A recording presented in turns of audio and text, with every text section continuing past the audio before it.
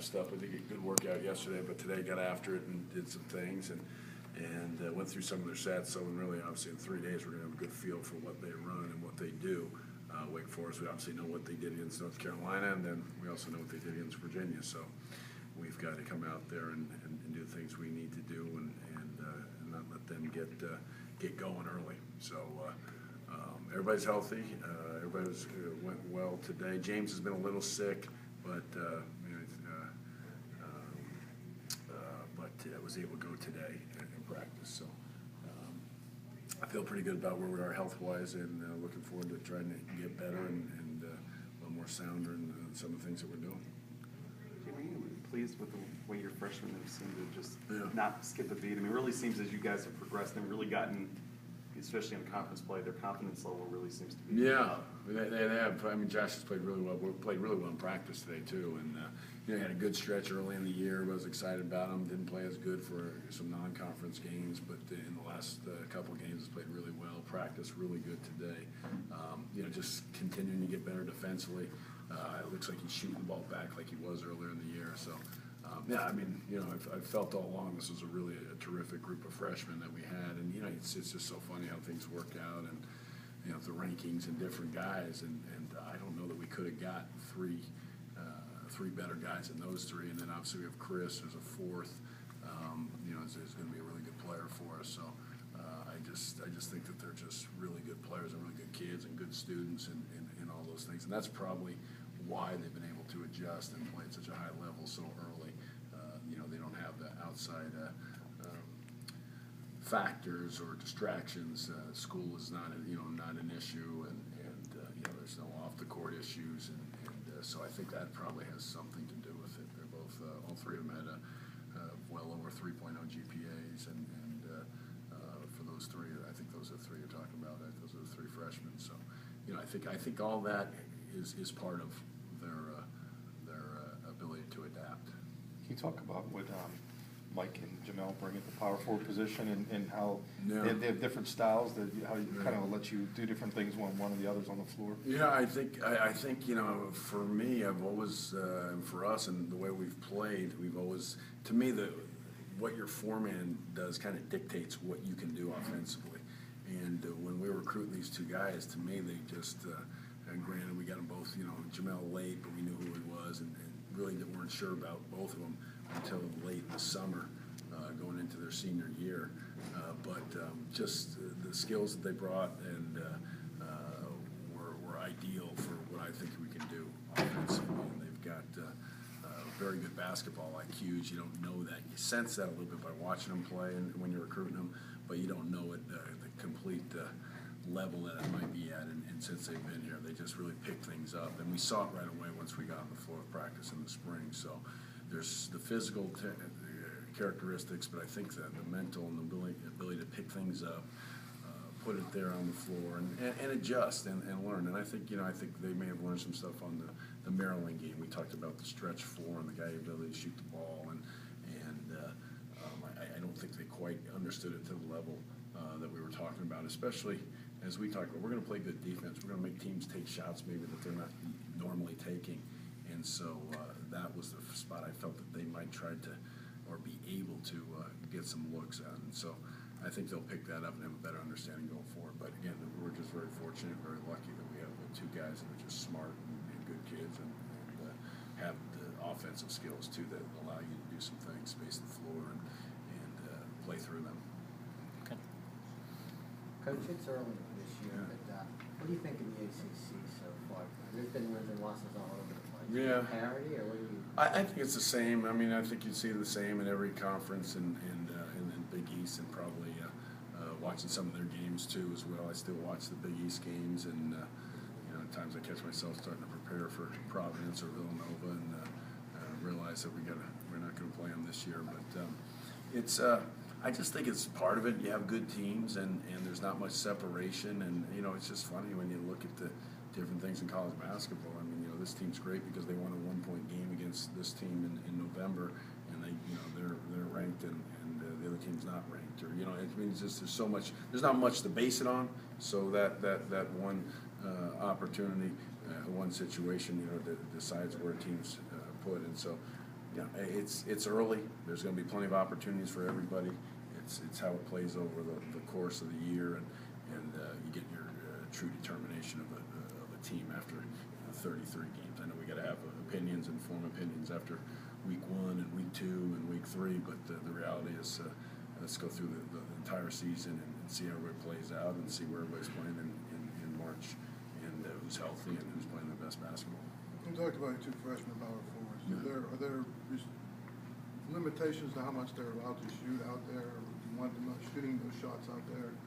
I don't know if there's limitations, just, you know, comfortable and balanced and ready to shoot. And, you know, I think we were talking to some of our guys about, you know, there's times you run a set and you're open and you get a catch and the shots, you were open, maybe you catch it, the ball's, you know, high and it's low, it's at your feet, you know, those are the ones you don't have to shoot. And so I just think you're getting used to that. But, you know, I think between the both of them, we're getting great production and great scoring, and we're getting pretty good defense. I mean, I think it's improving. It's obviously improving, but they're doing something. Ball screen defense is very good from both of them, and that's you know that speaks to their ability to adapt, their smarts, their instincts.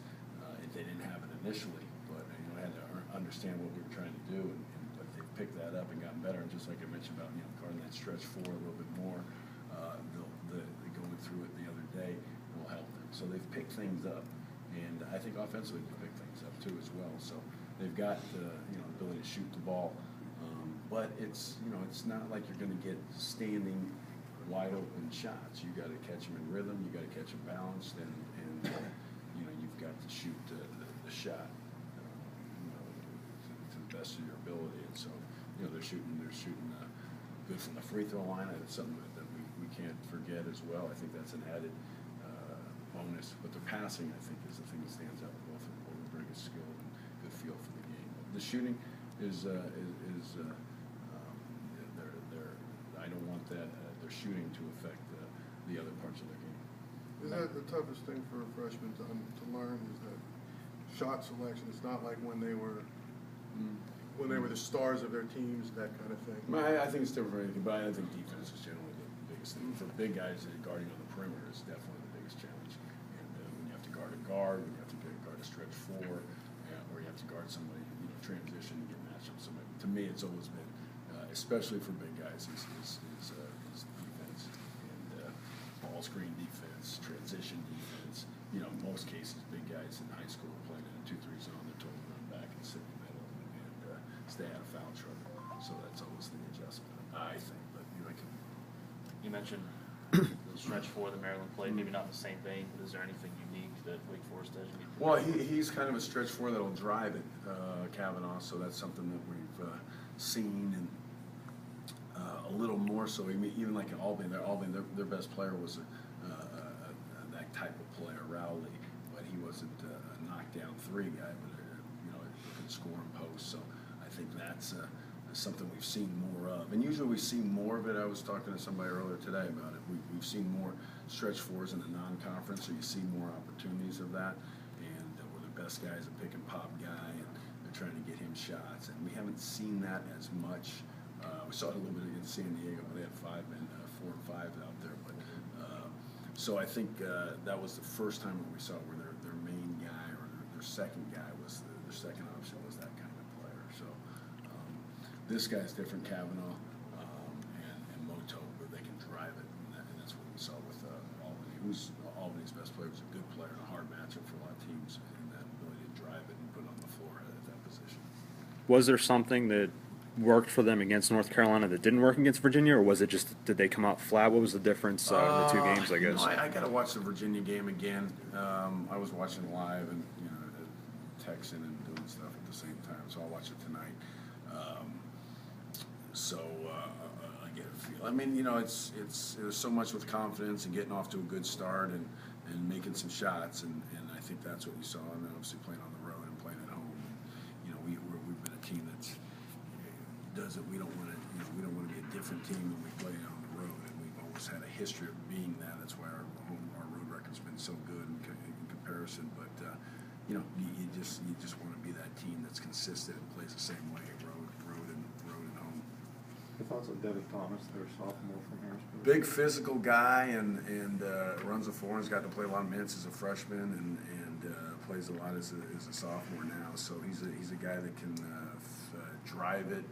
He's not as much, I'd say, a guy. He's a inside out guy, good passer, plays a lot of motion, and a good player, very good rebounder. Jamie, is there something to, just especially your freshmen, that non-conference, they're not playing teams that are necessarily as athletic as the teams that they were playing against when they were in AAU or whatever, even in the Green Tree stuff. They get into conference play, they're playing other top guys, and the speed seems to be matched up a little bit better, and they seem more comfortable. Is that, is there anything to that at all, or am I just stabbing? Kevin, relax.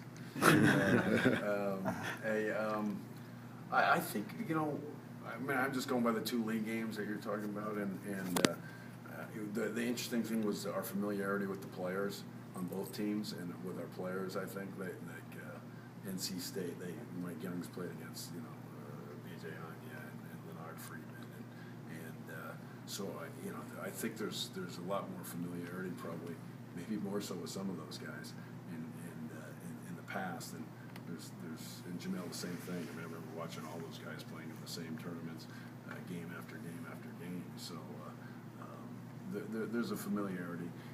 There is something to the big guys playing against bigger guys rather than guarding guys 3 inches smaller and that are guards. That's something that we always find as a challenge in non-conference. And in some ways, it helps you. It gets you ready for maybe a bigger, quicker guy guarding that smaller, quicker guy.